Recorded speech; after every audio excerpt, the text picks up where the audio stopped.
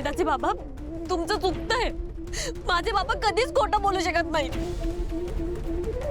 मीरा, माझी आई सुद्धा कधी खोटं बोलणार नाही. आणि तुझे बाबा आहेत म्हणून त्यांना सोडलं, नाहीतर रामपूर यांच्या घरात येऊन माझ्या आईवर असले आरोप करणाऱ्या व्यक्तीला मी जीव.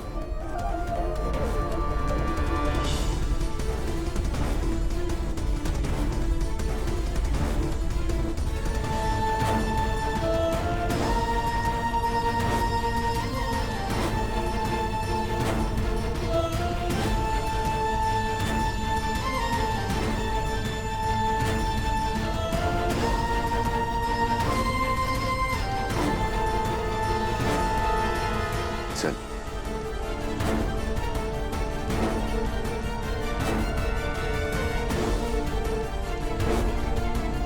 मीरा, बाबांनी इथे यायला नको होतं.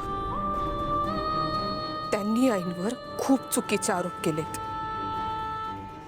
काही झालं ना तरी सुद्धा माझे बाबा असा आरोप कोणावर लावणार नाही. म्हणजे काय म्हणायचंय तुला? आई चुकीचे आहेत. मीरा लहानपणापासून बघतीये मी त्यांना. त्या अनाथ आश्रमात त्यांनी मला लहानाचं मोठं केलंय. अथर्व आणि अनन्या सावत्र मुलं असताना सुद्धा त्यांना स्वतःच्या मुलांपेक्षा जास्त जीव लावलाय. मी अनाथ होते अगं. मला अथर्वची बायको आणि स्वतःची सून म्हणून या घरात आणलं त्यांनी. ती माया, तिच्याशी तर काही संबंधही नव्हता त्यांचा. फक्त माझी मैत्रीण आहे म्हणून माझ्या शब्दाखातर तिला या घरात जागा दिली त्यांनी. त्या चुकीचं वागू शकतात. मीरा, माझा आईंवर पूर्ण विश्वास आहे. तसं असेल ना तर माझा सुद्धा माझ्या बाबांवर पूर्ण विश्वास आहे. लोकांना वाटत असतील ते वेडे, पण मला नाही वाटत. आणि हो ताई, त्या मांत्रिकापासून बाबांनीच तुला वाचवलं होतं. हो, वाचवलं.